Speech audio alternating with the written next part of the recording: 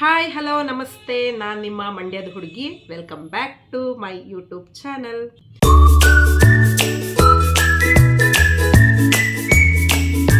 ಇವತ್ತಿನ ವಿಷಯ ಬಂದು ಗರ್ಭಿಣಿ ಸ್ತ್ರೀಯರು ಏನನ್ನ ತಿನ್ನಬೇಕು, ಏನನ್ನ ತಿನ್ನಬಾರ್ದು, ಹಾಗೆಯೇ ಏನನ್ನ ಕುಡಿಬೇಕು, ಏನನ್ನ ಕುಡಿಬಾರ್ದು ಅನ್ನೋದನ್ನು ಇವತ್ತು ನಾನು ನಿಮಗೆ ಹೇಳ್ತಾ ಹೋಗ್ತೀನಿ.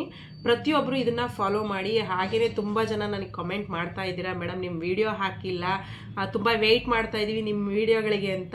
ತುಂಬಾ ಖುಷಿ ಆಗ್ತಿದೆ ನನಗೋಸ್ಕರ ಇಷ್ಟೆಲ್ಲ ಕಾಯ್ತಿದ್ದಾರೆ ಜನರು ಅಂತ ಅಂದರೆ ಜನಗಳ ಮನಸ್ಸಿಗೆ ಎಷ್ಟು ಮುಟ್ಟಿದೆ ಅಂತ ನನಗೆ ಗೊತ್ತಾಗ್ತಾ ಇದೆ. So thank you so much. ಪ್ರತಿಯೊಬ್ಬರಿಗೂ ಇದೇ ಥರ ಸಪೋರ್ಟ್ ಮಾಡ್ತಾ ಇರಿ.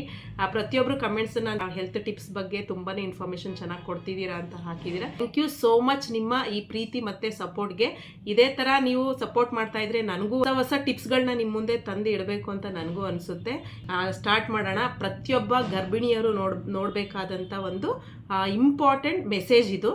ಸೊ ಇವಾಗ ನಾನು ಫಸ್ಟ್ ಬಂದು ನಿಮಗೆ ಏನು ತಿನ್ನಬಾರ್ದು ಅನ್ನೋದ್ರ ಬಗ್ಗೆ ಡಿಸ್ಕಸ್ನ ಮಾಡ್ತೀನಿ. ಈಗ ನಾನ್ ವೆಜ್ ಬಂದರೆ ಇವಾಗ ಫಿಶ್ಶು, ಮೀಟು, ಎಗ್ಗು ಪ್ರತಿಯೊಂದು ಚೆನ್ನಾಗಿ ಕುಕ್ ಮಾಡಿ ತಿನ್ನಿ ಅಂತಲೇ ಹೇಳ್ತೀನಿ. ಮೇಯ್ನ್ ಇವಾಗ ಮೀಟು, ಇವಾಗ ಮಾಂಸನ ಮಾಡ್ತೀವಿ ಅಂತ ಅಂದರೆ ಅದರಲ್ಲಿ ಚೆನ್ನಾಗಿ ಬೇಯಿಸಿರಬೇಕು. ಆ ಮೂಳೆಗಳಲ್ಲಿ ಬೆಂದಿಲ್ಲ ಅಂದರೆ ರೆಡ್ ಕಲರ್ ಇರುತ್ತೆ ನೋಡಿ, ಅದು ಸಾಲ್ಮನ್ ಅನ್ನೋ ಒಂದು ಬ್ಯಾಕ್ಟೀರಿಯಾನ ಅಲ್ಲಿರುತ್ತೆ.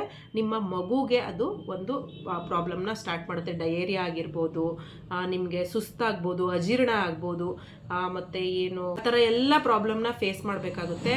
ದಯವಿಟ್ಟು ಪ್ರತಿಯೊಬ್ಬರು ಚೆನ್ನಾಗಿ ಬೇಯಿಸ್ಬಿಟ್ಟು ನೀವು ಮಟನ್ ಆಗಲಿ ಚಿಕನ್ ಆಗಲಿ ತಿನ್ನಿ. ನೆಕ್ಸ್ಟ್ ಬಂದು ಮೊಟ್ಟೆ ವಿಷಯಕ್ಕೆ ಬಂದರೆ ಇದರಲ್ಲಿ ಆಫ್ ಬಾಯ್ಲ್ಡ್ ತಿನ್ನೋರು ತುಂಬ ಜನ ಇರ್ತೀರ. ತುಂಬ ಇಷ್ಟ ಅಂದ್ಬಿಟ್ಟು ಆಫ್ ಬಾಯ್ಲ್ಡ್ ಮಾಡ್ಕೊಂಡು ತಿಂತೀರ. ಆ ಕೆಲಸ ಯಾರು ಗರ್ಭಿಣಿ ಸ್ತ್ರೀಯರು ಮಾಡೋಕ್ಕೆ ಹೋಗಬೇಡಿ. ಮೊಟ್ಟೆಗೆ ಬಂದುಬಿಟ್ಟು ಈಗ ಪೆಪ್ಪರ್ ಹಾಕ್ಕೊಂಡು ಆಫ್ ಬಾಯ್ಲ್ಡ್ ಮಾಡ್ಕೊಂಡು ಬ್ರೆಡ್ಡೆಲ್ಲ ಹತ್ಕೊಂಡು ತಿಂತಾರೆ. ಸೊ ಅದನ್ನು ಮಾಡಬೇಡಿ.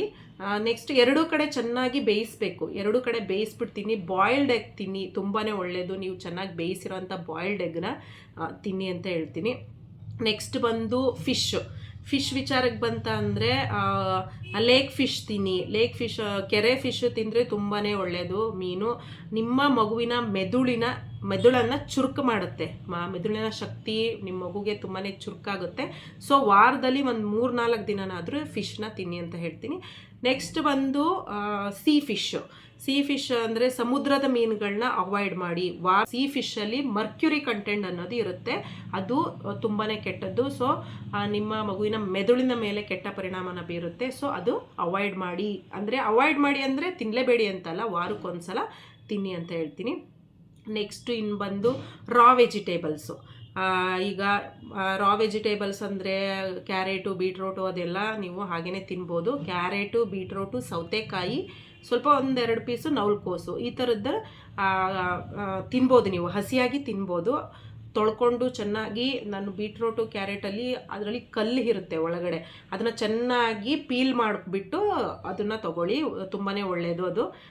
ಮತ್ತು ಸೌತೆಕಾಯಿ ತಿನ್ನಿ, ಅದರಲ್ಲಿ ಹೆಚ್ಚಿನ ನೀರಿನ ಅಂಶ ಇರುತ್ತೆ, ಅದು ಕೂಡ ಒಳ್ಳೆಯದು. ಮತ್ತು ಇನ್ನು ಉಳಿದಿದ್ದ ತರಕಾರಿಗಳನ್ನ ಚೆನ್ನಾಗಿ ಬಾಯ್ಲ್ ಮಾಡಿಕೊಂಡು ತಿನ್ನಿ ಅಂತ ಹೇಳ್ತೀನಿ. ನೆಕ್ಸ್ಟ್ ಬಂದು ಆಯಿಲು ಒಳ್ಳೆ ಎಣ್ಣೆನ ಯೂಸ್ ಮಾಡಿ. ತುಪ್ಪ ತಿನ್ನಿ, ಬೆಣ್ಣೆ ತಿನ್ನಿ. ಹೆಚ್ಚಾಗಿ ಯಾವುದನ್ನು ತಿನ್ನಕ್ಕೆ ಹೋಗ್ಬೇಡಿ. ಯಾವುದೇ ಹೆಚ್ಚಾದ್ರೂ ಅಮೃತನೂ ಕೂಡ ವಿಷ ಆಗುತ್ತೆ ಅಂತ ಹೇಳ್ತಾರೆ. ಎಲ್ಲ ಲಿಮಿಟಾಗಿ ತಿಂತಾ ಬನ್ನಿ. ಒಳ್ಳೆ ಆಯಿಲ್ನ ಯೂಸ್ ಮಾಡ್ಕೊಳ್ಳಿ. ಫಿಶ್ ಆಗಲಿ, ಮೊಟ್ಟೆ ಸಾಂಬಾರಾಗಲಿ, ಮಟನ್ ಸಾಂಬಾರಾಗಲಿ, ಇದೆಲ್ಲನೂ ಸಾಂಬಾರು ಮಾಡಿನೇ ಆದಷ್ಟು ತಿನ್ನಿ ಅಂತಲೇ ಹೇಳ್ತೀನಿ. ಡೀಪ್ ಫ್ರೈ ಮಾಡ್ಕೊಂಡು ಯಾವುದು ಜಾಸ್ತಿ ತಿನ್ನಕ್ಕೆ ಹೋಗಬೇಡಿ. ಡೀಪ್ ಫ್ರೈ ಮಾಡ್ತಂದರೆ ಅದರಲ್ಲಿ ಅರ್ಧಂಬರ್ಧ ಬೇಯಿಸಿರ್ತೀವಿ, ಸರಿಯಾಗಿ ಕುಕ್ ಆಗಿರಲ್ಲ, ಅದನ್ನು ನಾವು ತೊಗೋಬಾರ್ದು. ಜೀರ್ಣನೇ ಆಗಲ್ಲ, ಊಟ ಡೈಜೆಷನ್ನೇ ಆಗಲ್ಲ. ಮಾರ್ನಿಂಗ್ ತಿಂದಿದ್ದು ಸಂಜೆವರೆಗೂ ಹಾಗೆಯೇ ಹೊಟ್ಟೆ ತುಂಬ್ದಂಗೆ ಇರುತ್ತೆ ಅಂತ ಅನ್ನೋರು ದಯವಿಟ್ಟು ಡೀಪ್ ಫ್ರೈ ಮಾಡಿರೋಂಥ ಯಾವುದೇ ಐಟಮ್ಸ್ಗಳನ್ನ ತಿನ್ನಕ್ಕೆ ಹೋಗಬೇಡಿ.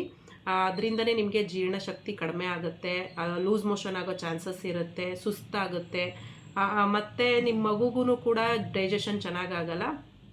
ಆಸೆ, ಬೈಕೆ ಅನ್ನೋದು ಎಲ್ಲರಿಗೂ ಇದ್ದೇ ಇರುತ್ತೆ. ಸೊ ಬೈಕೆ ಎಷ್ಟಕ್ಕಿರ್ಬೇಕು ಅಷ್ಟಕ್ಕಿರಬೇಕು. ಅತಿ ಆದರೆ ಹಾಸ್ಪಿಟ್ಲಿಗೆ ಕರ್ಕೊಂಡು ಹೋಗ್ಬೇಕಾಗುತ್ತೆ ಆಮೇಲೆ. ಮತ್ತು ಇನ್ನೊಂದು, ಕಾಫಿ ಟೀ ಬೇಡ, ಕಾಫಿ ಟೀ ಕುಡಿಬೇಡಿ. ಕಾಫಿನಲ್ಲಿ ಕೆಫೆನ್ ಅಂಶ ಇರುತ್ತೆ, ಅದು ತುಂಬಾ ಕೆಟ್ಟದ್ದು. ಜೀರ್ಣನೇ ಆಗಲ್ಲ ಊಟ ಕೆಫೆನ್ ಇರೋದ್ರಿಂದ. ಯಾವಾಗಲೂ ಹೆಣ್ಮಕ್ಳಿಗೆ ಪ್ರೆಗ್ನೆನ್ಸಿ ಸ್ಟಾರ್ಟ್ ಆದಾಗಿಂದ 9 ಮಂತ್ಸ್ವರೆಗೂ ಜೀರ್ಣಶಕ್ತಿ ತುಂಬಾ ಕಡಿಮೆ ಇರುತ್ತೆ. ಏನೇ ತಿಂದ್ರೂ ಜೀರ್ಣ ಆಗಲ್ಲ. ಚೆನ್ನಾಗಿ ವಾಕ್ ಮಾಡಿ, ಅದಕ್ಕೋಸ್ಕರನೇ ನೀರು ಚೆನ್ನಾಗಿ ಕುಡೀರಿ. 2ರಿಂದ 3 ಲೀಟ್ರು ಕಂಪಲ್ಸರಿ ನೀರು ಕುಡೀರಿ ಅಂತಲೇ ನಾನು ಹೇಳ್ತೀನಿ. ಏನಕ್ಕೆ ಅಂದರೆ ಅಂದರೆ ಉಗುರು ಬೆಚ್ಚಗಿನ ನೀರು ಕುಡೀರಿ ಆದಷ್ಟು ತಣ್ಣೀರು ಕುಡಿಯೋದಕ್ಕಿಂತ. ಜೀರ್ಣ ಆಗಲ್ಲ. ಪ್ರತಿಯೊಬ್ಬರಿಗೂ ನಾನು ಅನುಭವಿಸಿರೋದನ್ನೇ ನಾನು ನಿಮ್ಮ ಮುಂದೆ ಎಕ್ಸ್ಪ್ಲೈನ್ ಮಾಡ್ತಾ ಇರೋದು. ನೀರು ಚೆನ್ನಾಗಿ ಕುಡಿತು ಅಂದರೆ ಆಟೋಮೆಟಿಕ್ಕಾಗಿ ಡೈಜೆಷನ್ ಆಗ್ತಾ ಬರುತ್ತೆ. ವಾಕ್ ಮಾಡಿ ಚೆನ್ನಾಗಿ. ಮಲಗಿತ್ತನೇ ಮಲ್ಕೊಳ್ಳೋದು, ಸೋಂಬೇರಿತನ ಥರ ಇರೋದು ಆ ಥರ ಎಲ್ಲ ಇತ್ತು ಅಂದರೆ ನಿಮ್ಮ ಮಗುನೂ ನಿಮ್ಮ ಥರನೇ ಸೋಂಬೇರಿ ಆಗುತ್ತೆ. ನೀವು ಎಷ್ಟು ಆ್ಯಕ್ಟಿವ್ ಆಗಿರ್ತೀರ ನಿಮ್ಮ ಮಗುನೂ ಕೂಡ ಅಷ್ಟೇ ಆ್ಯಕ್ಟಿವ್ ಆಗಿ ಬೆಳವಣಿಗೆ ಆಗುತ್ತೆ. ನೀರು ಚೆನ್ನಾಗಿ ಕುಡಿಯೋದ್ರಿಂದ ಅಮ್ನಿಯೋಟಿಕ್ ಫ್ಲೂಯಿಡಲ್ಲಿ ಹೊಟ್ಟೆ ಒಳಗಡೆ ಮಗು ಏನು ಚೆನ್ನಾಗಿ ಆ್ಯಕ್ಟಿವ್ ಆಗಿರುತ್ತೆ, ಚೆನ್ನಾಗಿ ಓಡಾಡ್ತಾ ಇರುತ್ತೆ. ಸೊ ಹಾಗಾಗಿ ನೀರು ಚೆನ್ನಾಗಿ ಕುಡೀರಿ ಅಂತ ಹೇಳ್ತೀನಿ. ಮತ್ತು ಚಾಕ್ಲೇಟ್ ವಿಷಯ, ತುಂಬ ಜನಕ್ಕೆ ನಂಗೆ ಸ್ವೀಟ್ ಇಷ್ಟ ಅಂತ ಚಾಕ್ಲೇಟ್ನ ಜಾಸ್ತಿ ತಿನ್ನೋಕೆ ಹೋಗಬೇಡಿ. ಚಾಕ್ಲೇಟ್ ಬಂದು ನೀವು ಡಾರ್ಕ್ ಚಾಕ್ಲೇಟ್ ತೊಗೊಳ್ಳಿ, ಪರವಾಗಿಲ್ಲ. ಜಾಸ್ತಿ ಚಾಕ್ಲೇಟ್ಗಳನ್ನ ತಿಂದರೆ ಶುಗರ್ ಬರೋವಂಥ ಚಾನ್ಸಸ್ ಇದೆ ಪ್ರೆಗ್ನೆನ್ಸಿಯಲ್ಲಿ. ನಿಮಗೂ ಗೊತ್ತಿರುತ್ತೆ, ಡಯಾಬಿಟಿಕ್ ಅನ್ನೋದು ಆಟೋಮೆಟಿಕ್ಕಾಗಿ ಬಂದುಬಿಡುತ್ತೆ. ಸೊ ಅದನ್ನು ಚಾಕ್ಲೇಟ್ಗಳನ್ನ ತುಂಬ ಅವಾಯ್ಡ್ ಮಾಡಿ, ಸ್ವೀಟು ಸಕ್ಕರೆಗಳನ್ನ ಅವಾಯ್ಡ್ ಮಾಡಿ. ಇವಾಗ ಡಯಾಬಿಟಿಕ್ ಸ್ಟಾರ್ಟ್ ಆಯಿತು ಅಂದರೆ ಪ್ರೆಗ್ನೆನ್ಸಿಯಲ್ಲಿ ತುಂಬಾ ಕಷ್ಟ ಆಗುತ್ತೆ. ಅದಕ್ಕೂ ನೀವು ಟ್ಯಾಬ್ಲೆಟ್ ತೊಗೋಬೇಕಾಗುತ್ತೆ. ಇವಾಗಲೇ ತುಂಬ ಜನ ಹೇಳ್ತಾರೆ ಕ್ಯಾಲ್ಸಿಯಂ ಐರನ್ ಟ್ಯಾಬ್ಲೆಟ್ ತೊಗೊಳಕ್ಕೆ ಅಳ್ತೀರಾ. ಸೊ ಅಂಥದ್ರಲ್ಲಿ ಡಯಾಬಿಟಿಕ್ ಟ್ಯಾಬ್ಲೆಟು ಇವಾಗ ಒಬ್ಬೊಬ್ಬರಿಗೆ ಫಸ್ಟು ಟ್ರೈಮಿಸ್ಟ್ರಲ್ಲೇ ನಿಮಗೆ ಸ್ಟಾರ್ಟ್ ಆಗಿರುತ್ತೆ. ಏನು ಥೈರಾಯ್ಡ್ ಎಲ್ಲ, ಅದಕ್ಕೂ ಕೂಡ ಥೈರಾಯ್ಡ್ ಅಂದ್ಬಿಟ್ಟು ಅದಕ್ಕೂ ಕೂಡ ಟ್ಯಾಬ್ಲೆಟ್ನ ಸ್ಟಾರ್ಟ್ ಮಾಡಿರ್ತಾರೆ. ಮತ್ತು ಇವಾಗ ಶುಗರ್ಗೂ ಕೂಡ ನೀವು ಇಷ್ಟೆಲ್ಲ ಬರ್ಸ್ಕೊಂಡ್ರೆ ತುಂಬಾ ಕಷ್ಟ ಆಗುತ್ತೆ. ಸೊ ಚಾಕ್ಲೇಟ್ಸು, ಸಕ್ಕರೆ ಅವೆಲ್ಲ ಅವಾಯ್ಡ್ ಮಾಡಿ ಅಂತಲೇ ಹೇಳ್ತೀನಿ. ಮೊಸರು, ಮಜ್ಜಿಗೆ ಇದೆಲ್ಲ ತೊಗೊಳ್ಳಿ. ಹಾಲು ಅದರಲ್ಲಿ ಕಫ ಕಟ್ಟುತ್ತೆ ಒಬ್ಬೊಬ್ಬರಿಗೆ. ಮೊಸರು ತಿನ್ನಿ. ಫ್ರಿಜ್ ಒಳಗೆ ಇಟ್ಟಿರೋಂಥ ಐಟಮ್ಸ್ನ ಏನು ತಿನ್ನಕ್ಕೆ ಹೋಗಬೇಡಿ. ಐಸ್ ಕ್ರೀಮ್ ತಿನ್ನಬೇಡಿ. ಅಂದರೆ ಫ್ರಿಜ್ ಒಳಗೆ ಇಟ್ಟಿರೋ ಅಂಥ ಐಸ್ ಕ್ರೀಮ್ನ ನೀವು ಅದರಲ್ಲಿ ಕಲರ್ಸ್ನ ಹಾಕಿರ್ತಾರೆ. ಸೊ ಅದೆಲ್ಲ ತುಂಬಾ ಕೆಟ್ಟದ್ದು. ಸೊ ಅದೆಲ್ಲ ತಿನ್ನಕ್ಕೆ ಹೋಗಬೇಡಿ. ಲೈಟಾಗಿ ಸ್ವಲ್ಪ ತಿಂದ್ಬಿಟ್ಟು ಸ್ಟಾಪ್ ಮಾಡಿಬಿಡಿ. ಬಂದು ತಂಗ್ಳನ್ನ ಮಿಕ್ಕಿದೆ ಅಂತ ಯಾವತ್ತೂ ಪ್ರೆಗ್ನೆನ್ಸಿಯಲ್ಲಿ ನೀವು ತಿನ್ನಬೇಡಿ. ನೈಟು ತಂಗ್ಳನ್ನ ಉಳಿದಿದೆ, ನಾನು ಅದೇ ಕೆಲಸ ಮಾಡ್ತಾಯಿದ್ದೆ. ಸೊ ಅಜೀರ್ಣ ಆಗುತ್ತೆ ತಂಗ್ಳನ್ನ ತಿನ್ನೋದ್ರಿಂದ. ಸೊ ಪ್ರೆಗ್ನೆಂಟ್ ಲೇಡೀಸ್ ಯಾವುದೇ ಕಾರಣಕ್ಕೂ ತಂಗ್ಳನ್ನ ತಿನ್ನೋಕೆ ಹೋಗಬೇಡಿ. ಬಿಸಿ ನಿಮಗೆ ಎಷ್ಟಾಗುತ್ತೆ ಅಷ್ಟು ಲೈಟಾಗಿ ಇಷ್ಟೇ ಮಾಡ್ಕೊಂಡು ಆರಾಮಾಗಿ ಬಿಸಿ ಅಂತ ಪ್ರತಿಯೊಂದು ಬಿಸಿದನ್ನೇ ತಿನ್ನಿ. ಬೆಣ್ಣೆ ಸಿಗುತ್ತೆ ಅಂದರೆ ಹೆವಿಯಾಗಿ ದೋಸೆಗೆ ಹಾಕೊಂಡು ತಿನ್ನೋದು, ಒಂದು 4-5 ಸ್ಪೂನು ತುಪ್ಪನ ಹಾಗೇ ತಿನ್ನೋದು, ಆ ಥರ ಎಲ್ಲ ದಯವಿಟ್ಟು ಮಾಡೋಕ್ಕೆ ಹೋಗಬೇಡಿ ಯಾರೂ. ಸೊ ಎಲ್ಲ ಲಿಮಿಟ್ಸಾಗೇ ಇರಲಿ. ಎಲ್ಲದೂ ಒಳ್ಳೆಯದು ಅಂದ್ಬಿಟ್ಟು ಅದನ್ನೇ ಎಲ್ಲ ಜಾಸ್ತಿ ತೊಗೊಳಕ್ಕಾಗಲ್ಲ ಅಲ್ವಾ. ಸೊ ಹಾಗಾಗಿ ಸೊಪ್ಪು ತರ್ತೀರ, ಸೊಪ್ಪನ್ನ ಹಾಗೇ ತಂದು ಅದನ್ನು ಸೋಸ್ದಲೇ ಕ್ಲೀನ್ ಮಾಡ್ದಲೇ ಹಾಕಿಬಿಟ್ಟು ಬಾಯ್ಲ್ ಮಾಡೋಕ್ಕಂತೂ ಹೋಗಬೇಡಿ. ಏನಕ್ಕೆ ಅಂತ ಅಂದರೆ ಸೊಪ್ಪು ಹಿಂದ್ಗಡೆ ಮೊಟ್ಟೆ ಇಟ್ಟಿರುತ್ತೆ, ಹುಳಗಳು ಮೊಟ್ಟೆನ ಇಟ್ಟಿರುತ್ತೆ, ಅಲ್ಲಿ ತೂತಗಳನ್ನ ಮಾಡಿರುತ್ತೆ. ಅದನ್ನೆಲ್ಲ ಎಲೆಗಳನ್ನ ಬಿಡಿಸ್ಬಿಟ್ಟು ತೆಗೆದು ಹಾಕಿಬಿಟ್ಟು ಚೆನ್ನಾಗಿ ಅದನ್ನು ತೊಳೆದ್ಬಿಟ್ಟು ಆಮೇಲೆ ಸೊಪ್ಪಿನ ಪಲ್ಯ ಎಲ್ಲನೂ ಮಾಡಿಕೊಂಡು ತಿನ್ನಿ. ಅದರಲ್ಲಿ ತುಂಬಾ ಬ್ಯಾಕ್ಟೀರಿಯಾ ಇರುತ್ತೆ. ಉಪ್ಪು ಖಾರ ಕಡಿಮೆ ತಿನ್ನಿ ಅಂತ. ಏನಕ್ಕೆ ಅಂತ ಅಂದರೆ ಹೆವಿಯಾಗಿ ಉಪ್ಪು ಖಾರ ತಿಂತು ಅಂದ್ರೂ ಬ್ಲೋಟಿಂಗ್ಸ್ ಆಗುತ್ತೆ. ಮತ್ತು ಖಾರ ಎಲ್ಲ ಒಬ್ಬೊಬ್ಬರು ಅಜ್ಜಿ ತಾತ ಎಲ್ಲ ಹೇಳ್ತಿರ್ತಾರೆ ಜಾಸ್ತಿ ಖಾರ ತಿಂತು ಅಂದರೆ ಮಗುಗೆ ಕೂದಲು ಬೆಳೆಯಲ್ಲ ಅಂತ. ಅದು ಅವ್ರ ಮಾತೂ ನಿಜ ಆಗಿರ್ಬೋದು, ಹೇಳೋಕ್ಕಾಗಲ್ಲ. ಪ್ರತಿಯೊಬ್ಬರು ಎಲ್ಲರ ಮನೇಲೂ ಹಿರಿಯವ್ರು ಇರಲ್ಲ. ಹಿರಿಯವ್ರು ಇರೋದನ್ನ ಪ್ರತಿಯೊಬ್ಬರು ಮಾತನ್ನ ಕೇಳಿ, ಅಜ್ಜಿ ತಾತ ಅಂತ ಅಲ್ಲ, ಅಪ್ಪ ಅಮ್ಮ ಪ್ರತಿಯೊಬ್ಬರು ಏನೇನು ಹೇಳ್ತಾರೆ, ಏನು ತಿನ್ನಬಾರ್ದು ಏನು ತಿನ್ನಬೇಕು ಅನ್ನೋದನ್ನ ಎಕ್ಸ್ಪೀರಿಯೆನ್ಸ್ ಇರುತ್ತೆ ಅವ್ರಿಗೆ. ಅಂಥವ್ರ ಮಾತನ್ನ ಕೇಳಿ. ಏನು ಖಾರ ಹೆಚ್ಚಾಗಿ ತಿನ್ನೋದ್ರಿಂದ ನಿಮಗೆ ಹೆವಿ ಗ್ಯಾಸ್ಟ್ರಿಕ್ ಆಗೋದ್ರಿಂದ ಅಜೀರ್ಣ ಶಕ್ತಿ ಜಾಸ್ತಿನೇ ಆಗುತ್ತೆ. ಅದನ್ನು ಕೂಡ ಅವಾಯ್ಡ್ ಮಾಡಿ. ಉಪ್ಪು ತಿನ್ನಬೇಡಿ. ಉಪ್ಪು ತಿಂದರೆ BP ಬರುತ್ತೆ. ಸೊ ಉಪ್ಪನ್ನು ಕಂಟ್ರೋಲ್ ಮಾಡಿ, ಎಷ್ಟು ಬೇಕಷ್ಟೇ ತಿನ್ನಿ. ಮತ್ತು ಮಜ್ಜಿಗೆ ಕುಡೀರಿ ಚೆನ್ನಾಗಿ. ಮಜ್ಜಿಗೆ ಒಳಗಡೆ ಜೀರಿಗೆ ಪೌಡ್ರ್ ಮಾಡಿಬಿಟ್ಟು ಹಾಕ್ಕೊಂಡು ಕುಡೀರಿ. ಬರೀ ನೀರನ್ನೇ 3-4 ಲೀಟ್ರ್ ಕುಡೀರಿ ಅಂತ ನಾನು ಹೇಳಲ್ಲ. ನೀರನ್ನು ಚೆನ್ನಾಗಿ ಕುಡೀರಿ. ಅದ್ರ ಜೊತೆ ಪ್ಲಸ್ ಇದನ್ನು ಈಗ 2 ಲೀಟ್ರ್ ನೀರು ಕುಡಿತೀರಾ ಅಂದರೆ ಒಂದು ಅರ್ಧ ಲೀಟ್ರು ಜ್ಯೂಸ್ ಆಗಿರ್ಬೋದು, ಮಜ್ಜಿಗೆ ಆಗಿರ್ಬೋದು, ಈ ಥರ ತೊಗೊಳ್ಳಿ. ಮೇಯ್ನ್ ಬಂದು ಹೆಚ್ಚಾಗಿ ಖಾರ ತಿನ್ನಬೇಡಿ, ಉಪ್ಪನ್ನ ಹೆಚ್ಚಾಗಿ ತಿನ್ನಬೇಡಿ. ಹಾಲು ಕುಡೀರಿ. ಹಾಲು ತುಂಬಾ ಒಳ್ಳೆಯದು, ಕ್ಯಾಲ್ಸಿಯಂ ಅಂಶ ಇರುತ್ತೆ. ಹೆವಿಯಾಗಿ ಹಾಲು ಕುಡಿದ್ರೂ ಕೂಡ ಒಬ್ಬೊಬ್ಬರಿಗೆ ಕಫ ಕಟ್ಟುತ್ತೆ ಅದು. ಅದ್ರ ಜೊತೆ ಇವಾಗ ತುಂಬ ಸಣ್ಣ ಇರ್ತಾರೆ, ಅವರೆಲ್ಲ ಒಂದು ಡಾಕ್ಟರ್ಗಳನ್ನ ನೀವು ಸಜೆಸ್ಟ್ ಮಾಡಿಬಿಟ್ಟು ಮದರ್ ಹಾರ್ಲಿಕ್ಸ್ ಅಂತ ಬರುತ್ತೆ, ಅದನ್ನು ತೊಗೊಳ್ಳಿ. ಈಗ ಏನು ಹಾರ್ಲಿಕ್ಸು, ಬೋರ್ಮಿಟಾ ಅದೆಲ್ಲ ದಯವಿಟ್ಟು ಪ್ರೆಗ್ನೆಂಟ್ ಲೇಡೀಸು ತೊಗೋಬೇಡಿ. ಹೊರಗಡೆ ಸಿಗುತ್ತೆ ಅನ್ನೋದು ನಿಮ್ಮ ಮನಸ್ಸಿಗೆ ಬಂದಂಗೆ ಯಾವುದನ್ನು ನೀವು ಕುಡಿಯೋಕ್ಕೆ ಹೋಗಬೇಡಿ. ಹೊರಗಡೆ ಇರುವಂಥ ಪಾನಿಪುರಿ ಆಗಿರ್ಬೋದು, ಗೋಬಿ ಆಗಿರ್ಬೋದು, ಪಿಜ್ಜಾ ಆಗಿರ್ಬೋದು, ಬರ್ಗರ್ ಆಗಿರ್ಬೋದು, ಇದನ್ನೆಲ್ಲ ಅವಾಯ್ಡ್ ಮಾಡಿ. ತುಂಬಾ ಅದು ಹೆಲ್ತಿಗೆ ಒಳ್ಳೆಯದಲ್ಲ. ಹೊರಗಡೆ ಹೋಗಿ ತಿನ್ನೋ ಅಂಥದ್ದು ಒಳ್ಳೆಯದಲ್ಲ. ಮನೇಲಿ ಮಾಡ್ಕೊಂಡು ತಿನ್ನಿ. ಆಸೆ ಇರುತ್ತೆ, ಆಸೆ ಎಲ್ರಿಗೂ ಇರುತ್ತೆ. ಅದಕ್ಕೆ ಹೇಳೋದು ಲೈಟಾಗಿ ತಿನ್ನಿ, ಮನೇಲೇ ಮಾಡ್ಕೊಂಡು ತಿನ್ನಿ ಅಂತ. ಲೂಸ್ ಮೋಷನ್ ಜಾಸ್ತಿ ಆಗುತ್ತೆ, ಹೊಟ್ಟೆ ನೋವು ಬರುತ್ತೆ, ಮಕ್ಕಳಲ್ಲಿ ಹೊಟ್ಟೆ ನೋವು ಬರುತ್ತೆ, ಮಗು ಕೂಡ ನಿಮಗೂ ಕೂಡ ಹೊಟ್ಟೆ ನೋವು ಬರುತ್ತೆ. ಸೊ ಜಂಕ್ ಫುಡ್ನ ಕಡಿಮೆ ಮಾಡಿ. ಇವಾಗ ಪಿಜ್ಜಾ ಬರ್ಗರ್ ಅಂತ ಅಂದರೆ ಎಲ್ಲ ಬಾರಿಸ್ತಾರೆ. ಅಂದರೆ ನಾಲ್ಗೆ ಟೇಸ್ಟ್ ನೋಡ್ತಾರೆ, ಒಳಗಡೆ ಆರೋಗ್ಯ, ಮಗುನ ಆರೋಗ್ಯ ಎಲ್ಲ ನೋಡಲ್ಲ. ನಾಲ್ಗೆ ಟೇಸ್ಟ್ ಚೆನ್ನಾಗಿದ್ರೆ ಮಾತ್ರ ಚೆನ್ನಾಗಿ ತಿನ್ನೋದು. ಸೊ ಮೇಯ್ನ್ ಬಂದು ಪಿಜ್ಜಾ ಆಗಲಿ ಬರ್ಗರ್ ಆಗಲಿ ಪಾನಿಪುರಿ ಗೋಬಿ ಆಗಿರಲಿ ಆದಷ್ಟು ಅವಾಯ್ಡ್ ಮಾಡಿ. ಆಫ್ಟರ್ ಪ್ರೆಗ್ನೆಂಟ್ ಮಾಡಿಕೊಂಡು ತಿನ್ನಿ. ಇವಾಗೆಲ್ಲ ರೆಡಿ ಸಿಗುತ್ತಲ್ವಾ, ಏನು ಪಾನಿಪುರಿ ಎಲ್ಲ, ಅದನ್ನು ತಗೊಬಂದ್ಬಿಟ್ಟು ಮನೇಲೇ ನಿಮ್ಮ ಪಾನಿ ಎಲ್ಲ ಮಾಡಿಕೊಂಡು ಮನೇಲೇ ತಿನ್ಬೋದು. ಮೇಯ್ನಾಗಿ ಇದನ್ನು ಹೇಳಬಾರ್ದು, ಆದಷ್ಟು ಯಾರು ಹೆಣ್ಮಕ್ಳು ತೊಗೊಳಲ್ಲ. ಮೇಯ್ನಾಗಿ ನಾನು ಅಂದರೆ ಸುಮ್ಮನೆ ಎಚ್ಚರಿಕೆ ಕೊಡ್ತಾ ಇರೋದು ಅಷ್ಟೇ. ಏನು ಅಂತಂದರೆ ಆಲ್ಕೋಹಾಲು ತಂಬಾಕಾಗಿರಲಿ ಹೆಣ್ಮಕ್ಳು ತೊಗೋಬಾರ್ದು. ಇವಾಗ ಸಿಗರೇಟ್ ಸೇದೋದಾಗಿರಲಿ, ತಂಬಾಕು ತಿನ್ನೋದಾಗಿರಲಿ, ಮತ್ತು ಡ್ರಿಂಕ್ಸ್ ಮಾಡೋದಾಗಿರಲಿ ಪ್ರೆಗ್ನೆನ್ಸಿ ಜರ್ನಿಯಲ್ಲಿ ಯಾರೂ ಕೂಡ ಮಾಡಬಾರ್ದು. ಯಾರೂ ಲೇಡೀಸ್ ಮಾಡಲ್ಲ. ಮೇಯ್ನ್ ಹೇಳ್ತಾ ಇದ್ದೀನಿ, ಒಬ್ಬೊಬ್ಬರು ಇರ್ತಾರೆ. ಈಗ 100% ಇವಾಗ 100 ಮೆಂಬರ್ಸಲ್ಲಿ ಗರ್ಭಿಣಿಯರಲ್ಲಿ ಒಂದು 2-3 ಜನನಾದರೂ ಇದ್ದೇ ಇರ್ತಾರೆ ಆಲ್ಕೋಹಾಲ್ ಡ್ರಿಂಕ್ಸ್ ತೊಗೊಳ್ಳೋರು. ಸೊ ಅವರೆಲ್ಲ ಅವಾಯ್ಡ್ ಮಾಡಿ. ಈ ಪ್ರೆಗ್ನೆನ್ಸಿ ಜರ್ನಿಯಲ್ಲಿ ದಯವಿಟ್ಟು ತೊಗೊಳಕ್ಕೆ ಹೋಗಬೇಡಿ. ಮಗುನ ಮೇಲೇ ಇದೆಲ್ಲ ನಿಮಗೆ ಕೆಟ್ಟ ಪರಿಣಾಮನ ಬೀರುತ್ತೆ. ಮೇಯ್ನಾಗಿ ಬಂದು ಇಷ್ಟೆಲ್ಲನೂ ನೀವು ಅವಾಯ್ಡ್ ಮಾಡೋವಂಥ ಆಹಾರಗಳು. ಇವಾಗ ನಾನು ಏನೇನ ತಿನ್ನಬೇಕು ಅಂತ ಹೇಳ್ತೀನಿ, ಇದನ್ನು ನೋಟ್ ಮಾಡ್ಕೊಳ್ಳಿ. ಇದು ಬಂದು ನಿಮಗೆ ಡ್ರೈ ಫ್ರೂಟ್ಸ್ ಬಂದು ಬಾದಾಮಿ ತಿನ್ನಿ. ಬಾದಾಮಿ ತುಂಬಾ ಒಳ್ಳೆಯದು, ಮಗುವಿನ ಬ್ರೈನ್ ಡೆವಲಪ್ಮೆಂಟ್ಗೆ ತುಂಬಾ ಒಳ್ಳೆಯದು. ಬಾದಾಮಿ ರಾತ್ರಿ ನೆನೆಸಿಟ್ಬಿಟ್ಟು ಬೆಳಗ್ಗೆ ಎದ್ದು 2 ಬಾದಾಮಿನ ತಿನ್ನಬೇಡಿ. ಅದನ್ನು ಸಿಕ್ತು ಅಂದ್ಬಿಟ್ಟು ನೆನೆಸ್ದಲೇ ಏನೋ ತಿನ್ನೋಕೆ ಹೋಗ್ಬೇಡಿ. ಬಾದಾಮಿಯಲ್ಲಿ ಎಣ್ಣೆ ಅಂಶ ಇರೋದ್ರಿಂದ ಡೈರೆಕ್ಟಾಗಿ ತಿನ್ನಬೇಡಿ ಯಾರೂ. ಅದನ್ನು ನೆನೆಸಿಟ್ಬಿಟ್ಟು ಸಿಪ್ಪೆ ತೆಗೆದು ಮಾರ್ನಿಂಗು ಅದನ್ನು 5 ಮ್ಯಾಕ್ಸಿಮಮ್ ಅಂದರೆ 5 ಬಾದಾಮಿನ ಪ್ರತಿದಿನ ತಿಂತಾ ಬನ್ನಿ, ತುಂಬ ಒಳ್ಳೆಯದು. ಹಾಗೆಯೇ ಗೋಡಂಬಿ ಆಗಿರ್ಬೋದು, ದ್ರಾಕ್ಷಿ ಆಗಿರ್ಬೋದು, ಖರ್ಜೂರ ಆಗಿರ್ಬೋದು, ಉತ್ತುತ್ತ ಆಗಿರ್ಬೋದು, ಎಲ್ಲ ಡ್ರೈ ಫ್ರೂಟ್ಸ್ಗಳು ಲಿಮಿಟಾಗೆ ತಿನ್ನಿ, ತುಂಬಾ ಒಳ್ಳೆಯದು. ನಿಮಗೆ ಡೈರೆಕ್ಟಾಗಿ ತಿನ್ನೋಕ್ಕಾಗ್ತಿಲ್ಲ ಅಂದರೆ ರಾತ್ರಿ ನೆನೆಸಿಟ್ಬಿಟ್ಟು ಬೆಳಗ್ಗೆ ವಾಲ್ನಟ್ನ ತಿನ್ನಿ ಅಂತ ಹೇಳ್ತೀನಿ. ವಾಲ್ನಟ್ಟು ತುಂಬಾ ಬ್ರೈನ್ ಡೆವಲಪ್ಮೆಂಟ್ಗೆ ಒಳ್ಳೆಯದು ಮಗುಗೆ. ಹಾಗೆ ಸ್ವಲ್ಪ ಅದಕ್ಕೆ ಬಾಳೆಹಣ್ಣು ಹಾಕ್ಕೊಂಡು ರುಬ್ಬಿಟ್ಟು ಅದಕ್ಕೆ ಸ್ವಲ್ಪ ಹಾಲು ಸೇರಿಸ್ಕೊಂಡು ಕುಡಿತಾ ಬನ್ನಿ, ತುಂಬಾ ಒಳ್ಳೆಯದು. ಬೆಣ್ಣೆ ಹಣ್ಣನ್ನು ತಿನ್ನಿ. ಬೆಣ್ಣೆ ಹಣ್ಣು ಅಂತೂ ಮಗುಗೆ ಸ್ಕಿನ್ ಗ್ಲೋತ್ ಆಗೋ ಥರ ಮಾಡುತ್ತೆ, ತುಂಬಾ ಚೆನ್ನಾಗಾಗುತ್ತೆ. ಕಿತ್ತಳೆ ಹಣ್ಣು ತಿನ್ನಿ, ವಿಟಮಿನ್ ಸಿ ಇರುತ್ತೆ. ಹುಳಿ ಅಂಶ ಏನೇನಿರುತ್ತೆ, ನಿಂಬೆಹಣ್ಣು ಆಗಿರ್ಬೋದು, ಕಿತ್ತಳೆ ಹಣ್ಣು ಆಗಿರ್ಬೋದು, ಮೂಸಂಬಿ ಆಗಿರ್ಬೋದು, ತುಂಬಾ ಒಳ್ಳೆಯದು. ಮತ್ತು ನಿಮ್ಮ ಮಗು ಫೇರಾಗಿ ಹುಟ್ಟಬೇಕು, ತುಂಬ ಚೆನ್ನಾಗಿ ಕಾಣಿಸ್ಬೇಕು, ಕೆನ್ನೆ ಎಲ್ಲ ಗುಂಡು ಕಾಣಿಸ್ಬೇಕು ಅಂತ ಅಂದರೆ ಕಿತ್ತಳೆ ಹಣ್ಣು ತಿನ್ನಿ ಅಂತ ನಾನು ಸಜೆಸ್ಟ್ ಮಾಡ್ತೀನಿ. ಬೆಣ್ಣೆ ಹಣ್ಣು ಒಳ್ಳೆಯದು, ಕಿತ್ತಳೆ ಹಣ್ಣು ಕೂಡ ತುಂಬಾ ಒಳ್ಳೆಯದು. ಕಿತ್ತಳೆ ಹಣ್ಣಲ್ಲಿ ವಿಟಮಿನ್ ಸಿ ಇರೋದ್ರಿಂದ ತುಂಬ ಜನ ಹೇಳ್ತಾರೆ ಕೇಸರಿ ಕುಡೀರಿ ಅಂತ. ಕೇಸರಿ ಕುಡಿದ್ರೆ ಅಂದರೆ ಕೆನ್ನೆ ಟುಮ್ಕಾಗುತ್ತೆ ಮಗುಗೆ, ಬಟ್ ಕಲ್ಲರ್ ಬರಲ್ಲ.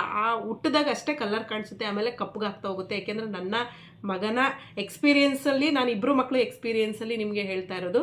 ನನ್ನ ದೊಡ್ಡ ಮಗನ ಪ್ರೆಗ್ನೆನ್ಸಿಯಲ್ಲಿ ನಾನು ತುಂಬ ಕೇಸರಿ ಕುಡಿತಾ ಇದ್ದೆ.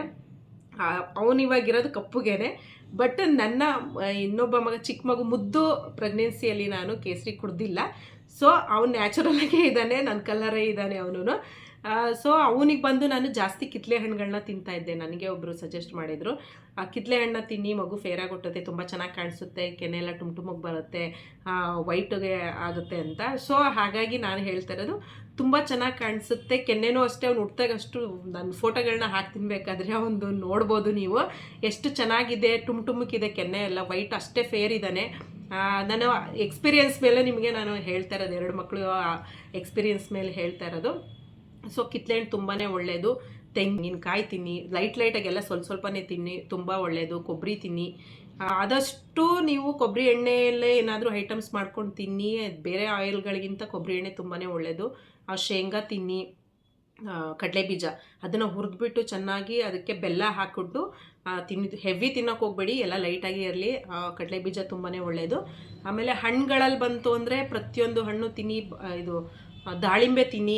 ದಾಳಿಂಬೆ ಹಣ್ಣಲ್ಲಿ ಮಗುಗೆ ಏನು ಬ್ಲಡ್ ಸರ್ಕ್ಯುಲೇಷನ್ ತುಂಬ ಚೆನ್ನಾಗಾಗುತ್ತೆ. ಹೆವಿ ಬ್ಲಡ್ ಅಂದರೆ ಅನೇಮಿಯಾದಿಂದ ಯಾರೆಲ್ಲ ನರಳ್ತಾ ಇರ್ತೀರ, ಅದು ದಾಳಿಂಬೆ ತುಂಬ ಒಳ್ಳೆಯದು. ಹಾಗೆ ಕ್ಯಾರೆಟು, ಬೀಟ್ರೋಟು ತುಂಬ ಅಂದರೆ ತುಂಬಾ ಒಳ್ಳೆಯದು. ಕ್ಯಾರೆಟು ಬೀಟ್ರೋಟು ನಿಮ್ಮ ಕಣ್ಣಿಗೂ ಅಷ್ಟೇ, ನಿಮ್ಮ ಮಗುನ ಬೆಳವಣಿಗೆಗೂ ಕೂಡ ಕ್ಯಾರೆಟ್ ತುಂಬಾ ಒಳ್ಳೆಯದು. ಮತ್ತು ಬೀಟ್ರೋಟು, ದಾಳಿಂಬೆ, ಮತ್ತು ಕ್ಯಾರೆಟು, ಬೀಟ್ರೋಟು, ಆ್ಯಪಲ್ಲು ಇದ್ರದ್ದು ಜ್ಯೂಸ್ ಮಾಡ್ಕೊಂಡು ಕುಡ್ತಾ ಬಂದರೆ ತುಂಬಾ ಒಳ್ಳೆಯದು.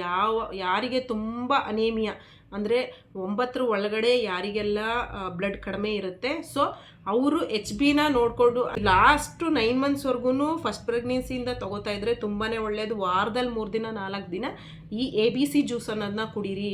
ನನಗೂ 9 ಇತ್ತು, ನಾನು ಪ್ರೆಗ್ನೆನ್ಸಿಯಲ್ಲಿ ಸೆಕೆಂಡ್ ಪ್ರೆಗ್ನೆನ್ಸಿಯಲ್ಲಿ 9.2 ಸಮಥಿಂಗ್ ಇತ್ತು ನನ್ನ HB ಲೆವೆಲ್ ಬಂದುಬಿಟ್ಟು. ಆಟೋಮೆಟಿಕ್ಕಾಗಿ ನನಗೆ ಒಂದು ವಾರ 15 ಡೇಸ್ ಒಳಗಡೆ ನನಗೆ 13 ಅಬೋವ್ ಆಯಿತು. ಸೊ ಹಾಗಾಗಿ ಹೇಳ್ತಾ ಇರೋದು, ಅರ್ಧ ಆ್ಯಪಲ್ಲು, ಅರ್ಧ ಕ್ಯಾರೆಟು, ಅರ್ಧ ಇನ್ನೊಂದು ಬೀಟ್ರೂಟು, ಇದು ಅರ್ಧ ಸಾಕು ಅಷ್ಟೇ. ಚೆನ್ನಾಗಿ ಜ್ಯೂಸ್ ಮಾಡಿ ಅದನ್ನು ಗ್ರೈಂಡ್ ಮಾಡಿಕೊಂಡು ಅದರೊಳಗಡೆ ಸ್ವಲ್ಪ ಪೆಪ್ಪರ್ ಪೌಡ್ರ್ ಹಾಕೋತೀವಿ ಅಂದರೆ ಪೆಪ್ಪರ್ ಪೌಡ್ರ್ ಹಾಕ್ಕೊಳ್ಳಿ. ನನಗೆ ಹೀಟ್ ಬೇಡ ಅಂತ ಅಂದರೆ ನೀವು ಜೀರಿಗೆ ಪೌಡ್ರ್ ಹಾಕ್ಕೊಂಡು ಅದರೊಳಗಡೆ ಸ್ವಲ್ಪ ಶುಂಠಿ ಹಾಕ್ಕೊಂಡ್ಬಿಟ್ಟು ಚೆನ್ನಾಗಿ ರುಬ್ಬಿಟ್ಟು ಅದನ್ನು ಕುಡಿಬೋದು. ವಾರದಲ್ಲಿ 3 ದಿನ ಯಾರೆಲ್ಲ ಕಡಿಮೆ ಇದೆ, ನಿಮ್ಮ HB ಲೆವೆಲ್ ಕಡಿಮೆ ಇದೆ, ಬ್ಲಡ್ ಕಡಿಮೆ ಇದೆ ಅನ್ನೋರು ಸೊ ಈ ಜ್ಯೂಸನ್ನ ಕುಡಿತಾ ಬನ್ನಿ. ತುಂಬಾ ಆರೋಗ್ಯಕ್ಕೆ ಒಳ್ಳೆಯದು, ನಿಮಗೂ ಒಳ್ಳೆಯದು, ನಿಮ್ಮ ಮಗುಗೂ ಕೂಡ ಬ್ಲಡ್ ಸರ್ಕ್ಯುಲೇಷನ್ ತುಂಬಾ ಚೆನ್ನಾಗಾಗುತ್ತೆ. ಈ ABC ಜ್ಯೂಸನ್ನ ಕಂಪಲ್ಸರಿ ಕುಡೀರಿ. ನಿಮ್ಮ 9 ಮಂತ್ಸ್ ಆಫ್ಟರ್ ಡೆಲಿವರಿ ಆದ್ರೂ ನೀವು ಕುಡೀರಿ. ಏನಕ್ಕೆ ಅಂತ ಅಂದರೆ ನಾವು ಡೆಲಿವರಿ ಆದಮೇಲೂ ಕೂಡ ಬ್ಲೀಡಿಂಗ್ ಆಗೋದ್ರಿಂದ ತುಂಬಾ ನಿಶಕ್ತಿ ಆಗ್ತೀರಾ, ಏನೂ ಶಕ್ತಿನೇ ಇರಲ್ಲ. ಸೊ ಅದಾದಮೇಲೂ ಕೂಡ ನೀವು ಒಂದು 3-4 ಮಂತ್ಸು ABC ಜ್ಯೂಸನ್ನ ಕುಡಿತಾ ಬನ್ನಿ. ಇಲ್ಲ ನನಗೆ ABC ಜ್ಯೂಸ್ ಕುಡಿಯೋಕ್ಕಾಗಲ್ಲ ಅಂತ ಅನ್ನೋರು ಬೀಟ್ರೂಟ್ ಪಲ್ಯ ಮಾಡ್ಕೊಳ್ತೀನಿ, ಕ್ಯಾರೆಟ್ ಪಲ್ಯ ಮಾಡ್ಕೊಳ್ತೀನಿ, ಪಾಲಕ್ ಸೊಪ್ಪು ತಿನ್ನಿ. ಪಾಲಕ್ ಸೊಪ್ಪಲ್ಲಿ ಐರನ್ ಕಂಟೆಂಟ್ ಇರುತ್ತೆ. ಪ್ರತಿಯೊಂದು ಸೊಪ್ಪು ಒಳ್ಳೆಯದೇ. ಹಾಗೆಯೇ ಪ್ರತಿಯೊಂದು ಹಣ್ಣುಗಳು ಒಳ್ಳೆಯದೇ, ತರಕಾರಿಗಳು ಒಳ್ಳೆಯದೇ. ಹಣ್ಣುಗಳಲ್ಲಿ ಬಂದು ಮೇಯ್ನು ಪಪ್ಪಾಯ ತೊಗೋಬೇಡಿ. ಸೊ ನಾನು ಅದರಲ್ಲಿ ಮರ್ತುಬಿಟ್ಟೆ ಹೇಳೋದನ್ನ, ಪಪ್ಪಾಯ ಬೇಡ, ಪೈನಾಪಲ್ ಬೇಡ. ಪೈನಾಪಲ್ ಆಫ್ಟರ್ 6 ಮಂತ್ಸು ನೀವು ತೊಗೋತಾ ಬನ್ನಿ, ಅದು ತುಂಬಾ ಒಳ್ಳೆಯದು, ಡೈಜೆಷನ್ಗೆ ತುಂಬಾ ಒಳ್ಳೆಯದು ಪೈನಾಪಲ್ ಬಂದು. ಸೊ ಇಷ್ಟೆಲ್ಲ ನೀವು ಕಂಪಲ್ಸರಿ ತೊಗೊಳ್ಳಿ ಅಂತಲೇ ಹೇಳ್ತೀನಿ. ಯಾರು ಮಿಸ್ ಮಾಡಬೇಡಿ. ಈ ಒಂದು ಪ್ರೆಗ್ನೆನ್ಸಿ ಜರ್ನಿ ಅನ್ನೋದು ಯಾವಾಗಲೂ ಸಿಗಲ್ಲ ಅಂದ್ಬಿಟ್ಟು ಏನೇನು ಸಿಕ್ಕಿದ್ದೆಲ್ಲ ತಿನ್ನೋದಲ್ಲ. ತಿಂದು ಸುಮ್ಮನೆ ಒಬ್ಬೊಬ್ರು ಹೆವಿ ದಪ್ಪ ಆಗ್ತಾರೆ. ನಾನು ನೋಡಿರೋ ಪ್ರಕಾರ ಹೆವಿ ಮುಖ ಎಲ್ಲ ಊದ್ಕೊಳ್ಳೋದಾಗಿರ್ಬೋದು, ಮೂಗೆಲ್ಲ ಊದ್ಕೊಳ್ಳೋದಾಗಿರ್ಬೋದು, ಆ ಥರ ಎಲ್ಲ ನೋಡಿದ್ದೀನಿ. ಸೊ ಊಟ ಲಿಮಿಟ್ಸ್ ಇರಲಿ, ಪ್ರತಿಯೊಂದು ಲಿಮಿಟ್ಸ್ ಇರಲಿ. ನಿಮ್ಮ ಆರೋಗ್ಯ ನಿಮ್ಮ ಕೈಲೇ ಇದೆ, ನೀವೇ ನೋಡ್ಕೋಬೇಕು. ಅವ್ರು ಸಜೆಸ್ಟ್ ಮಾಡಿದರು, ಇವ್ರು ಸಜೆಸ್ಟ್ ಮಾಡಿದ್ರು, ಮನೇಲಿ ಹಂಗೆ ಬೈತಾರೆ ಹಿಂಗೆ ಬೈತಾರೆ, ನನಗೆ ಅದು ಬೇಡ ಇದು ಬೇಡ, ನನಗೆ ವಾಮಿಟ್ ಸೆನ್ಸೇಷನ್ ಇರುತ್ತೆ. ಅದು ವಾಮಿಟ್ ಸೆನ್ಸೇಷನ್ ಎಲ್ಲರಿಗೂ ಇರುತ್ತೆ. ನೀವು 3 ತಿಂಗಳ ತನಕ ಇದ್ದಾಗ ಅದನ್ನು ಅವಾಯ್ಡ್ ಮಾಡಿ. ಊಟ ತಿಂಡಿ ಎಲ್ಲ ಅವಾಯ್ಡ್ ಮಾಡಿರ್ತಾರೆ 3 ಮಂತ್ಸ್ವರೆಗೂ ವಾಮಿಟ್ ಇರೋರೆಲ್ಲ. ಆಫ್ಟರ್ ನೀವು 3 ಮಂತ್ಸ್ ಆದಮೇಲೆ ತುಂಬ ಜನಕ್ಕೆ ಕಡಿಮೆ ಆಗೇ ಆಗುತ್ತೆ ವಾಮಿಟಿಂಗ್ ಸೆನ್ಸೇಷನ್ ಎಲ್ಲ. ಪ್ರತಿಯೊಂದು ತಿನ್ನಿ ಅಂತ ಹೇಳ್ತೀನಿ, ಎಲ್ಲ ಲಿಮಿಟ್ಸಲ್ಲಿ ತಿನ್ನಿ. ಇವತ್ತಿನ ಈ ವಿಡಿಯೋ ನಿಮಗೆ ಇಷ್ಟ ಆಯಿತು ಅಂತ ಅನ್ಕೋತೀನಿ. ನೆಕ್ಸ್ಟು ವಿಡಿಯೋದಲ್ಲಿ ನಾನು ಮಗು ಯಾವ ಥರ ಬೆಳವಣಿಗೆ ಆಗುತ್ತೆ, ಯಾವ್ಯಾವ ತಿಂಗಳಲ್ಲಿ ಎಷ್ಟೆಷ್ಟು KG ಇರಬೇಕು, ಯಾವ್ಯಾವ ತಿಂಗಳಲ್ಲಿ ಸ್ಕ್ಯಾನಿಂಗ್ ಮಾಡಿಸ್ಬೇಕು, ಏನು ಇಂಜೆಕ್ಷನ್ಗಳನ್ನ ಹಾಕಿಸ್ಕೋಬೇಕು ಅನ್ನೋದನ್ನು ನೆಕ್ಸ್ಟ್ ವಿಡಿಯೋದಲ್ಲಿ ಹೇಳ್ತಾ ಹೋಗ್ತೀನಿ. ಹೀಗೇನೆ ನನಗೆ ಸಪೋರ್ಟ್ ಮಾಡ್ತಾಯಿರಿ. ನನಗೂ ಕೂಡ ಹೊಸ ವೀಡಿಯೋಗಳನ್ನ ಮಾಡಬೇಕು ಅನ್ನೋ ಒಂದು ಸ್ಫೂರ್ತಿ ಬರುತ್ತೆ. ಸೊ ಯಾರೆಲ್ಲ ನನ್ನ ವಿಡಿಯೋನ ನೋಡ್ತಾ ಇದ್ದೀರಾ, ಸಬ್ಸ್ಕ್ರೈಬ್ ಮಾಡ್ಕೊಂಡು ನೋಡಿ. ಹಾಗೆಯೇ ಪ್ರತಿಯೊಬ್ಬರಿಗೂ ಇದು ಹೆಲ್ಪ್ಫುಲ್ ಆಗಿದೆ. ಪ್ರತಿಯೊಬ್ಬರಿಗೂ ನೀವು ಶೇರ್ ಮಾಡಿದ್ರೆ ಬೇರೆಯವ್ರಿಗೂ ಕೂಡ ಹೆಲ್ಪ್ ಆಗುತ್ತೆ. ಸೊ ಪ್ರತಿಯೊಬ್ಬರಿಗೂ ಶೇರ್ ಮಾಡಿ, ಲೈಕ್ ಮಾಡಿ. ಹಾಗೆಯೇ ಏನೇ ಡೌಟ್ಸ್ ಇದ್ದರೂ ನಮಗೆ ಕಮೆಂಟ್ ಬಾಕ್ಸಲ್ಲಿ ತಿಳಿಸಿ. ಪ್ರತಿಯೊಬ್ಬರಿಗೂ ನಾನು ಡೌಟ್ನ ಕ್ಲಿಯರ್ ಮಾಡ್ತೀನಿ. Thank you, take care, bye.